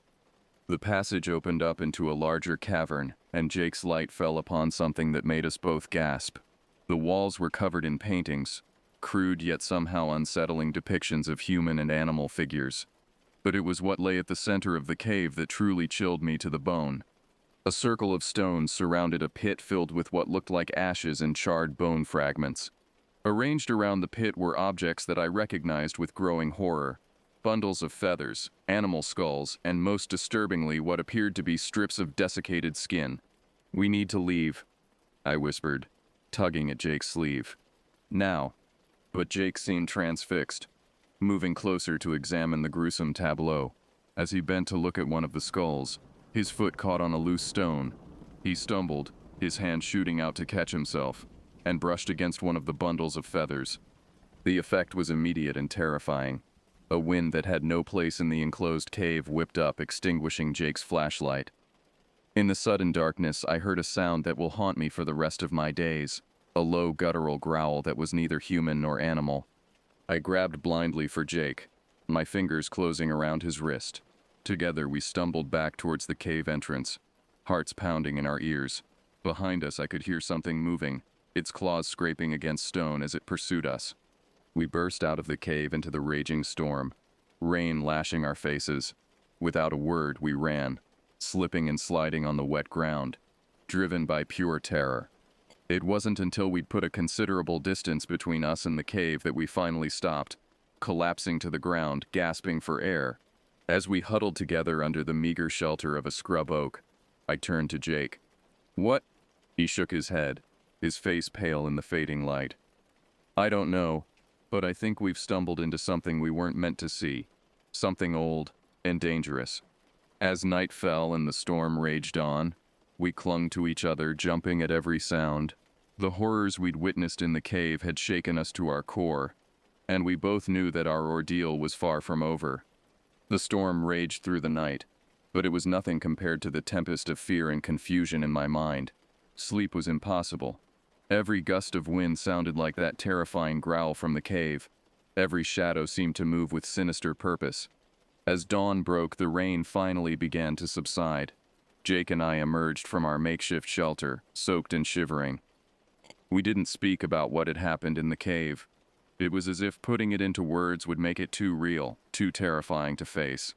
We set off again, our pace quicker than before, driven by an unspoken need to put as much distance between us and that awful place as possible. But as the day wore on, I began to notice something wrong with Jake. He was unusually quiet, his normally animated face set in a grim mask. Every so often he would stop abruptly, cocking his head as if listening to something I couldn't hear. When I asked if he was okay, he would just grunt and push on faster. By midday, Jake's behavior had become truly alarming. His movements were jerky and uncoordinated, and he kept scratching at his arms and face, leaving long red welts. When he turned to look at me, I recoiled in shock. His eyes had changed, the pupils elongated like those of a cat or a reptile. "Jake," I said, my voice trembling, "what's happening to you?" He opened his mouth as if to speak, but what came out was a strangled, inhuman sound. Before my horrified eyes, Jake began to change. His body contorted, bones cracking and reforming. Coarse, dark hair sprouted from his skin, and his face elongated into a canine muzzle. I stumbled backward, unable to process what I was seeing. Where my friend had stood moments before was now a creature out of nightmare, a monstrous hybrid of man and wolf, its yellow eyes fixed on me with predatory intensity.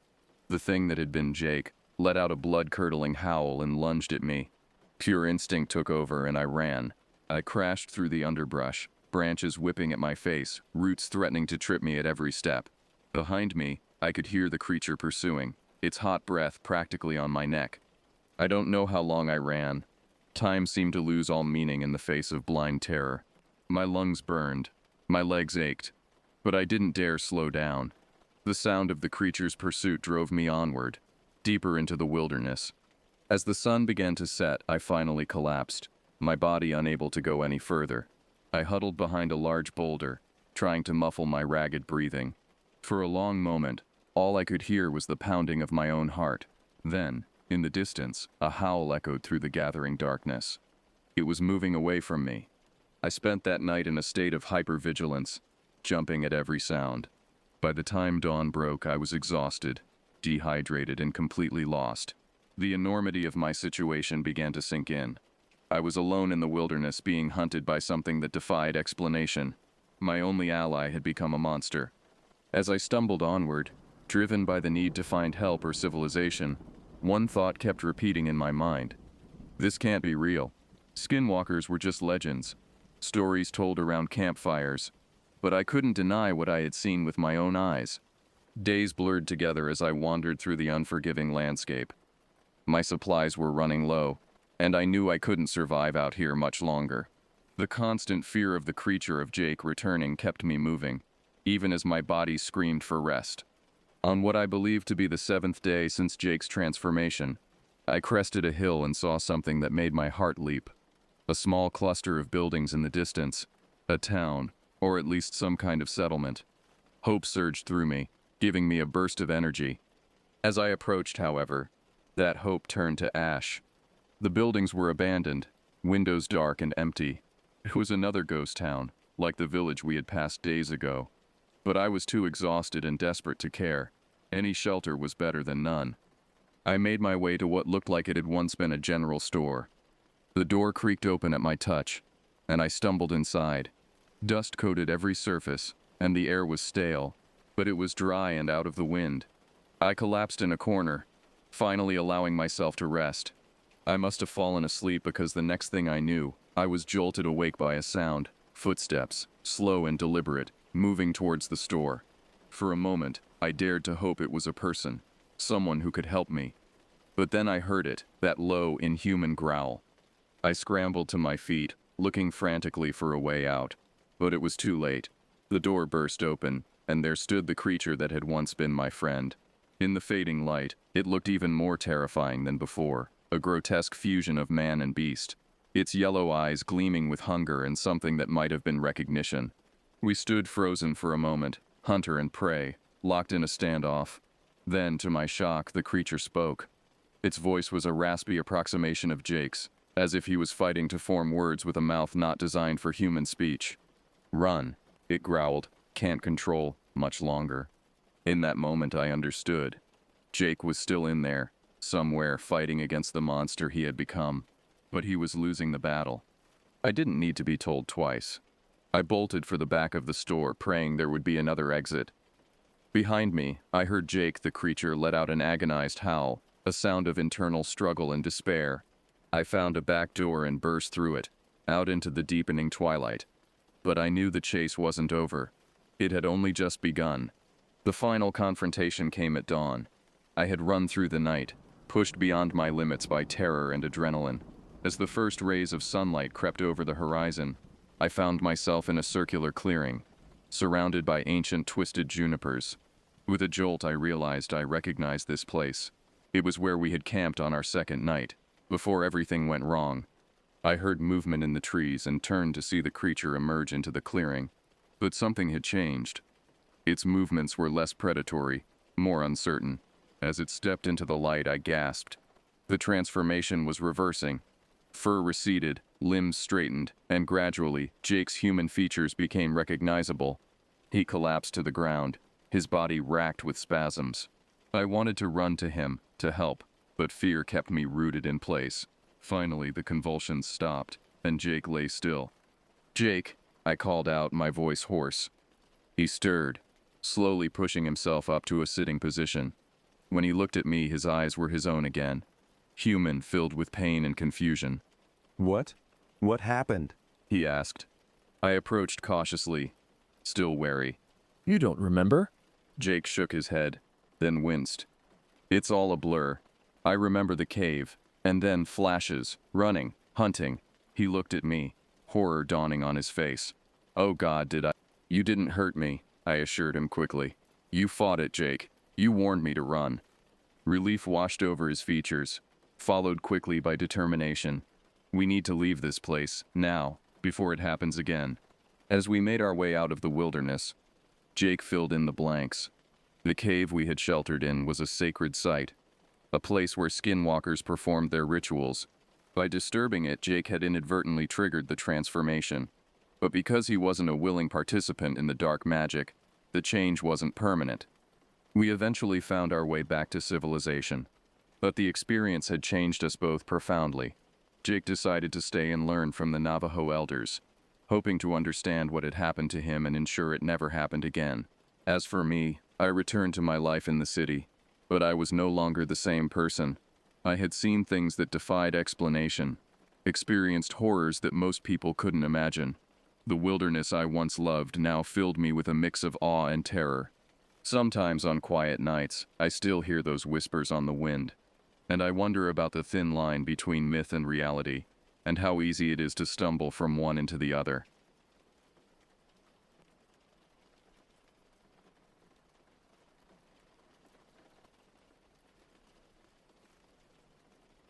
My name's Eli Stanton, and I've lived off the grid for nearly a decade now. The dense forests of northern Maine have been my home, my sanctuary, and my escape from a world that once threatened to consume me. It wasn't always like this. There was a time when I was just another cog in the machine, a systems analyst for a big tech firm in Boston. The job paid well, but it sucked the life out of me, one pixel at a time. I still remember the day everything changed. It was a Tuesday, unremarkable in every way, until the phone call that shattered my world. My wife Laura had been in a car accident. By the time I made it to the hospital, she was gone.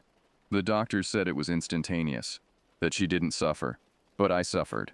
I suffered because I knew that if I hadn't been so absorbed in my work, so glued to my screens, I might have been there to pick her up from her art class like I'd promised. The guilt ate at me, gnawing away at my insides until there was nothing left but a hollow shell of the man I used to be. I couldn't bear to look at another computer screen, couldn't stand the constant buzz of notifications that seemed to mock my loss. So I made a decision that some might call drastic, but to me it was the only way to preserve what was left of my sanity. I sold everything I could, gave away the rest, and used what little money I had left to buy a small rundown cabin deep in the Maine woods. It was miles from the nearest town, accessible only by a winding dirt road that became impassable during the harsh winter months. But that suited me just fine. I wanted isolation. I craved it. The cabin itself was nothing special when I first arrived. It was a simple log structure, weathered by years of neglect, with a tin roof that leaked when it rained, and windows that rattled in the wind. But it was mine, and over the years I've poured my heart and soul into making it a home. I learned to hunt, to fish, to identify edible plants in the forest. I chopped wood for the long winters, patched the roof and reinforced the walls. Slowly but surely the cabin transformed, much like I did. It became sturdy, self-sufficient, a testament to survival in the face of adversity. Living alone suits me. There's a purity in nature that you don't find in city life. It's quiet, predictable. The rhythms of the forest became my heartbeat. The whisper of the wind through the pines my lullaby. I found peace in the solitude, a sense of purpose in the daily struggle for survival. But nature, I would soon learn, isn't always predictable, and sometimes the quiet hides secrets darker than any urban nightmare. It was a night like any other, or so I thought. The air was crisp with the promise of autumn. carrying the scent of pine and decay. I sat on my porch, a steaming mug of coffee in my hands, watching the sun dip below the tree line.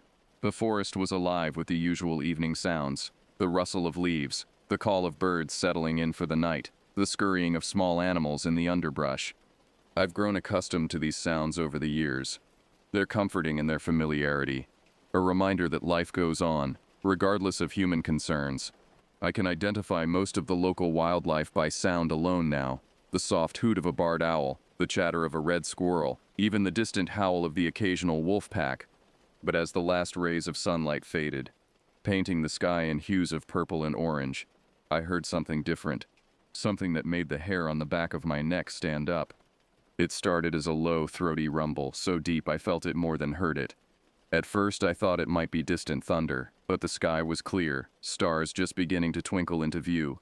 Then I considered it might be a bear. We have a few up here, mostly black bears that keep to themselves, but this was different. The sound came again, louder this time, closer. It vibrated in my chest, set my teeth on edge.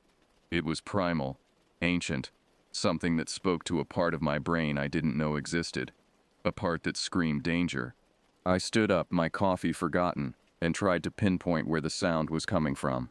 The forest was dense, the underbrush thick this time of year, making it hard to see much beyond the tree line. Shadows stretched long and dark, playing tricks on my eyes. The noise came a third time, and this time, I was sure it was moving, getting closer. Without thinking, I retreated into the cabin, my heart pounding. I grabbed my rifle, an old Remington my father had given me years ago. It was a comforting weight in my hands, a connection to a past that seemed impossibly distant now. I'm not one to scare easily. You can't live out here alone if you jump at every shadow or unusual sound. But something about that noise triggered a deep-seated instinct in me, something that said this wasn't a normal animal. This was something else entirely. I stepped back onto the porch, rifle at the ready, and peered into the gathering darkness. The forest had gone eerily quiet. No birds, no insects. Even the wind seemed to have died down. It was as if the whole world was holding its breath, waiting. And then I saw it. A shadow, darker than the rest, moving at the edge of the clearing. It was big, much bigger than a bear, and it moved with a fluid grace that sent chills down my spine. For a moment our eyes met across the distance. I couldn't make out any details in the fading light, but I felt its gaze lock onto me. Intelligent, calculating, hungry, and then it was gone, melting back into the forest as if it had never been there at all. I stood there for a long time, my rifle trained on the spot where I'd seen the creature, barely daring to breathe, but nothing else happened. Eventually, the normal sounds of the forest returned, a hesitant chirp here, a rustle there, as if the woodland creatures were cautiously checking to see if the coast was clear. As the adrenaline faded, I tried to rationalize what I'd seen. Maybe it was just a bear, unusually large and moving strangely in the shadows. Maybe my eyes were playing tricks on me, fatigue and isolation finally taking their toll. But deep down, I knew better. Whatever I'd seen out there, it wasn't something that belonged in these woods. It wasn't something that should exist at all. That night, for the first time since I'd moved to the cabin, I locked my door. Sleep eluded me that night. I tossed and turned, my mind replaying the events of the evening, trying to make sense of what I'd seen and heard. Every creak of the cabin's old timber, every whisper of wind outside, had me sitting bolt upright, rifle in hand. As the first light of dawn began to filter through the windows, I made a decision. I needed to investigate, to find some concrete evidence of what was out there, if only to prove to myself that I wasn't losing my mind. I geared up as if for a long hunting trip. Sturdy boots, layers of warm clothing, a pack with water and provisions, my trusty Remington, of course, and a hunting knife at my belt. As an afterthought, I grabbed my old digital camera. If I did find something out there, I wanted proof. The morning was crisp and clear, dew sparkling on every leaf and blade of grass. Under the bright light of day, last night's fears seemed almost silly. Almost. I set out in the direction I'd seen the creature disappear, moving slowly and carefully. Years of hunting had taught me how to move quietly through the underbrush, how to spot signs of animal passage. But as I ventured deeper into the forest, I realized I wasn't seeing any of the usual signs of wildlife. No droppings, no tufts of fur caught on branches. Even the birds were unnaturally quiet. It was as if everything was hiding. After about an hour of careful progress, I stumbled upon something that made me pause. A clearing. One I'd never noticed before despite my many forays into these woods. It wasn't large, maybe the size of my cabin's main room, but it was perfectly circular, too perfect to be natural. In the center of the clearing stood the remains of a deer, or what was left of it. The animal had been torn apart, entrails spilling out onto the ground, its eyes wide open and clouded in death. But it wasn't the gruesome sight that held my attention. It was the tracks around it. They were massive, easily twice the size of my boot print. They had the general shape of a canine's paw, but elongated, with claws that left deep gouges in the earth. I knelt down to get a closer look, running my hand over the edge of one of the prints. It was fresh, too fresh. I fumbled for my camera, snapping several pictures of the prints and the deer carcass. As I stood up, a twig snapped somewhere behind me. I spun around, rifle raised, but there was nothing there. Just trees, shadows, and the faint rustle of leaves in the breeze. But I couldn't shake the feeling that I was being watched. My heart was pounding in my chest, sweat trickling down my back despite the cool air. I wasn't sure what I was dealing with, but I knew it was dangerous, something beyond the natural order of things. I decided to head back to the cabin. Whatever was out here, I wasn't equipped to deal with it alone. I needed time to think, to plan, maybe to reach out to someone who might have answers. As I made my way back, moving as quickly and quietly as I could, my mind raced. I'd never been one to believe in legends or folklore, but out here, alone, with something unknown stalking the woods, those old tales my grandfather used to tell didn't seem so far-fetched. He'd spoken of creatures that lived in the deep woods, beyond the reach of civilization, ancient things that had been here long before humans set foot on this land, things that most people had forgotten, but that still remembered us. I reached the cabin and bolted the door behind me, something I hadn't done since I first moved out here. The cabin was sturdy, built by hand with thick logs and a reinforced door. I told myself that whatever was out there wouldn't be able to get in, but deep down, I wasn't so sure. As I downloaded the pictures from my camera to my rarely used laptop, I couldn't shake the feeling that I'd crossed a line, that by seeking out whatever was out there, I'd drawn its attention. And now, it was hunting me. The hours dragged by as I sat in the growing darkness, the rifle across my lap, listening. The forest was quiet again, unnervingly so. I thought about turning on the generator for some light, but the thought of the noise it would make stopped me. I didn't want to draw attention, not to this place, not to myself. As the sun set, painting the sky in brilliant oranges and reds before fading to an inky black, I found myself thinking about my life before the cabin, about Laura, about the life we'd planned together. We'd talked about having kids, about moving to a quiet suburb where we could have a garden and a dog. It all seemed so distant now, like a half-remembered dream. I wondered what Laura would think of me now, living alone in the woods, jumping at shadows. Would she be proud of how I'd learned to survive on my own? Or would she be sad to see how isolated I'd become? My musings were interrupted by a sound that made my blood run cold. That same low, throaty rumble I'd heard the night before, but closer now. Much closer. I stood up slowly, careful not to make a sound, and moved to the window. The moonlight cast long shadows across the forest floor, and for a moment I thought maybe it had been my imagination playing tricks on me. But then I saw it. Standing just at the edge of the trees, partially obscured by shadows, was a creature unlike anything I'd ever seen before. It was huge, easily the size of a grizzly bear, but it moved with a fluidity that was almost feline. Its fur was dark, matted in places, and I could make out a long, narrow snout filled with sharp, jagged teeth. The closest thing I could compare it to was a hyena, but far more grotesque, more monstrous. Its eyes glowed with an unnatural intelligence, fixed on the cabin, fixed on me. And then it did something that made my heart nearly stop. It stood up on its hind legs. No animal should be able to do that. Not like this. It was almost humanoid in the way it moved, the way it stood, towering over the ground. And then it let out a sound that was halfway between a howl and a scream, a noise that echoed through the trees and set the night alive with movement. I could hear the distant calls of other animals responding, the forest suddenly alive with activity, but I barely registered it. my entire focus on the creature outside my cabin. I didn't wait to see what it would do next. I took aim and fired, the sound of the gunshot deafening in the enclosed space of the cabin. The creature recoiled, a dark liquid, blood I assumed, spraying from its shoulder. But it didn't fall. Instead, it dropped back onto all fours and bolted into the woods, disappearing into the darkness as quickly as it had appeared. I stayed up the rest of the night, rifle in hand, listening for any sign that it might return. But the forest remained quiet, the only sounds those of the wind rustling through the leaves and the distant call of an owl.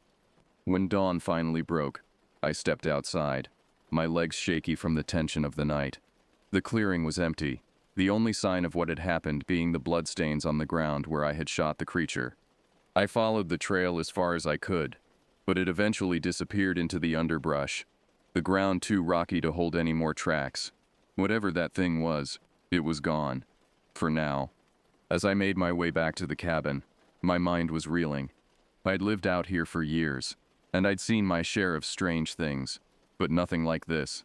It wasn't a bear or a wolf or anything else that should be in these woods. It was something else, something old and dangerous. I knew I should probably leave, head into town and report what I'd seen, but who would believe me? And more importantly, could I bring myself to abandon the life I'd built here, the peace I'd found in these woods? No, I decided. This was my home, and I wasn't about to let some creature, no matter how terrifying, chase me out. But I was going to be a lot more careful from now on, that's for sure. As for what it was, I could only guess.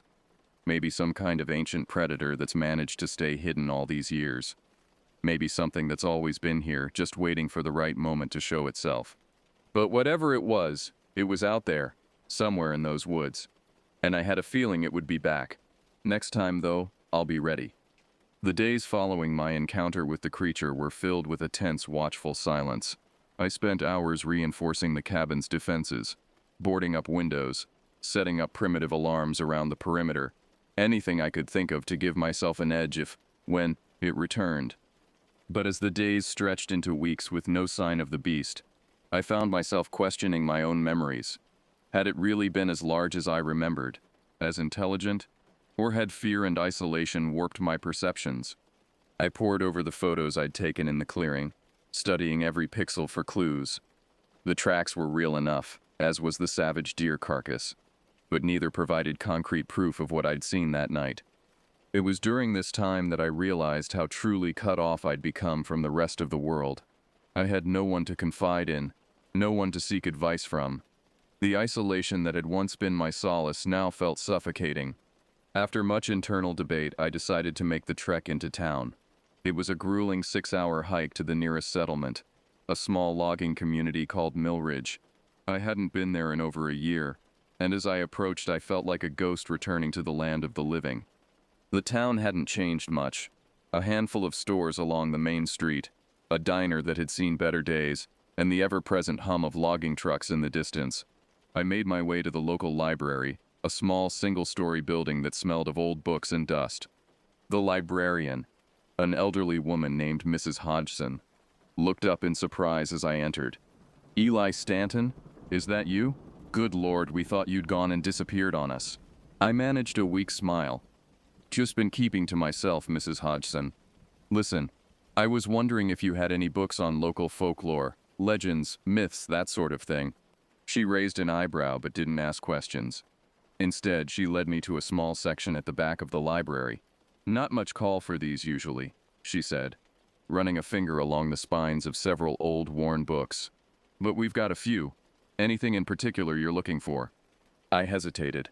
How could I explain what I'd seen without sounding crazy? "I'm interested in stories about creatures, in the woods, anything unusual or unexplained." Mrs. Hodgson's face changed. A flicker of something. Fear? Recognition? Passing across it before she composed herself. "Well," she said quietly, "you might want to start with this one." She pulled out a thin, leather-bound volume titled Shadows in the Pines: Forgotten Legends of the North Woods. As I reached for the book, Mrs. Hodgson grabbed my wrist, her grip surprisingly strong for someone her age.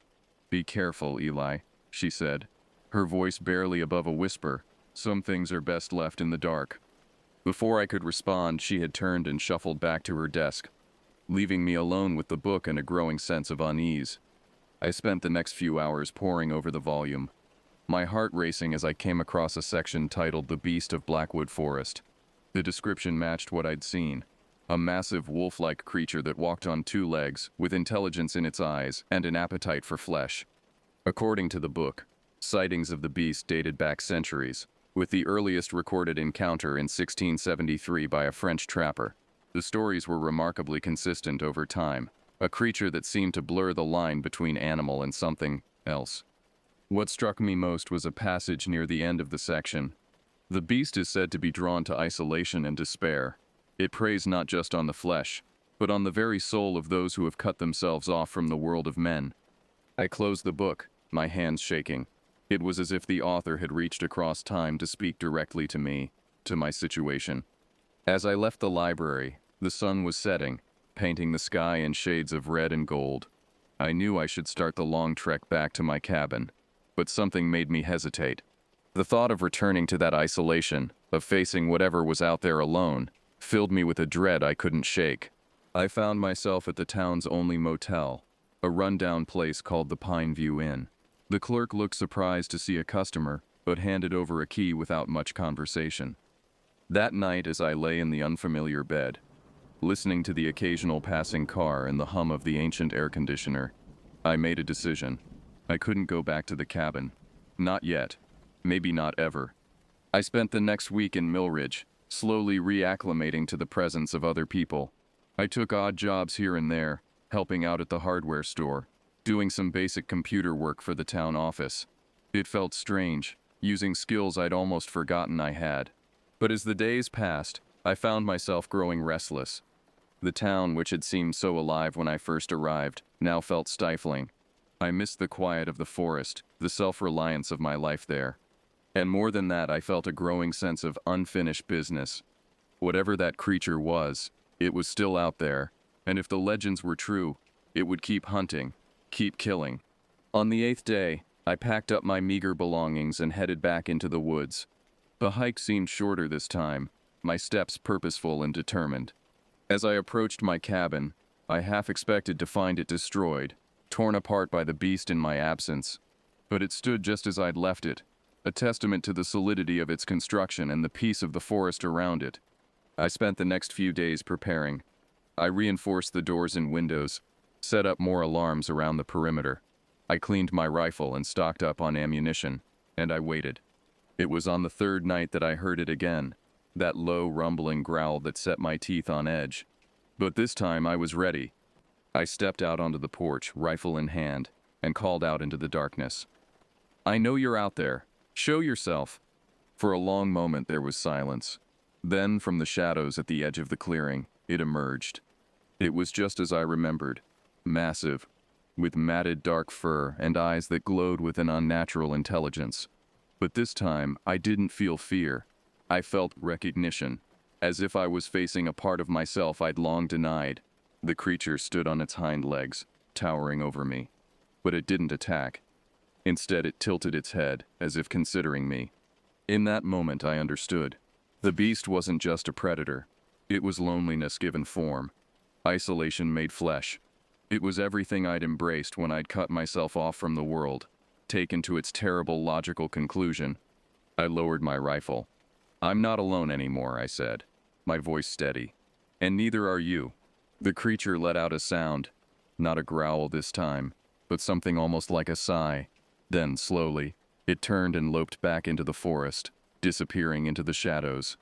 I stood there for a long time, watching the spot where it had vanished. I knew it might return someday. The darkness, the isolation, they're always there, waiting at the edges of our lives. But for now, at least, they were gone, and I knew what I had to do. The next morning, I began the long hike back to Millridge.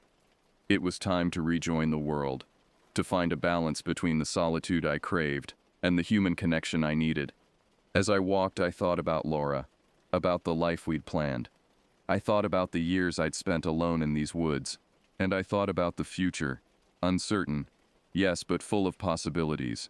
The forest around me was alive with the sounds of birds, of small animals going about their lives, Somewhere in the distance, I heard the faint rumble of a logging truck. I smiled. It was good to be back. It's been 2 years since that night in the woods. I still live in my cabin, but I make regular trips into town now.